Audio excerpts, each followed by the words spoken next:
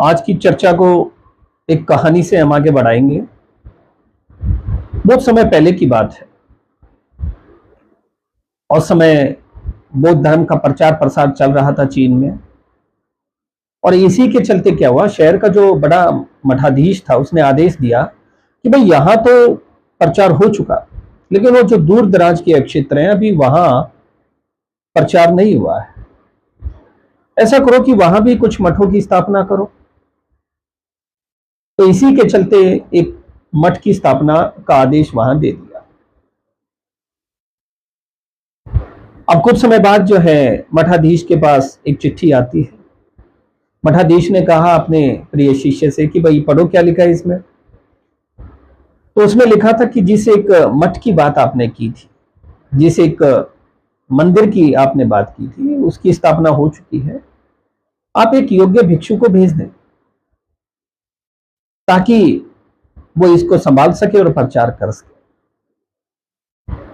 और जब उसके शिष्य ने एक बात पढ़ी तो मठाधीश ने आदेश दिया उसको कि भाई तुम ऐसा करो, 10 योग्य भिक्षुओं को तैयार करो जो वहां पे जा सके।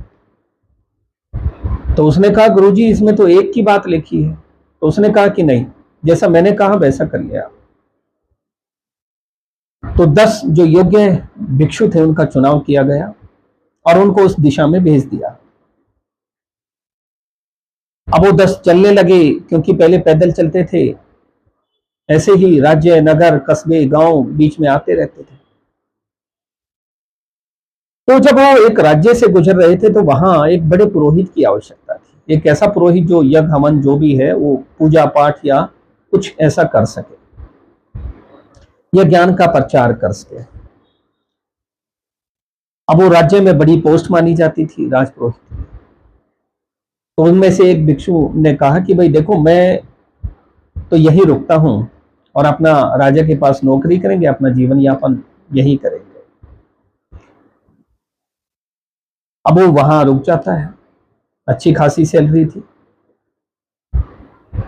अब आगे चले तो वहां पर देखा कि एक गांव में 2 गुटों में आपस में झगड़ा चल रहा है। और झगड़ा इस बात का ईश्वर है या नहीं। तो उनमें से एक भिक्षु ने कहा कि भाई देखो, ये कितने मूर्ख आदमी है, कितने अज्ञानी आदमी है, आपस में लड़ रहे हैं। मैं जब तक इनको समझा ना लूं, जब तक इनको ईश्वर के बारे में ज्ञान ना करा दूं, मैं आगे नहीं बढ़ूंगा। इसलिए आप लोग आगे बढ़ो और मैं इन लोगों को समझा देता हूं। अब वो वहां रुक जाता है। थोड़ा और आगे बढ़े तो एक नगर में जो बड़ा सेठ था, उसकी लड़की की शादी थी। लेकिन शादी वाले दिन जो दूल्हा था उसका वो फरार हो गया। समझदार आदमी बच ही जाता है। अब वो फरार हुआ तो ऐसे में उस लड़की से शादी कौन करे। तो ऐसे में एक भिक्षु ने सोचा कि यार अच्छा खासा पैसा है, अच्छी खूबसूरत लड़की है, क्यों ना अपना गृहस्थ आश्रम में प्रवेश कर लिया जाए। उसके मन में लालच है। उसने कहा कि मैं इस लड़की से शादी करने के लिए तैयार हूं। सेठ बड़ा खुश हुआ, उसने शादी कर ली। और बाकी जो थे उनको कह दिया कि भाई मैं चलने से इनकार करता हूं और तुम आगे जाओ। अब आगे चले तो एक राज्य में देखा कि वहां का जो राजा था वो बूढ़ा हो चुका था, संतान उसकी थी नहीं और उसको योग्य उत्तराधिकारी की तलाश थी। अब ऐसे में उसने कहा कि भाई कोई योग्य, अगर ऐसा ज्ञानवान व्यक्ति हो तो मैं उसको ये सत्ता सौंपूं। अब उनमें से एक भिक्षु ने वहां वो परीक्षा दी और वो पास हुआ और उसको वो राज्य मिला। तो उसने बाकियों से कहा कि आप लोग आगे बढ़ो और मैं तो आप अपना राजकाज का कार्य संभालो।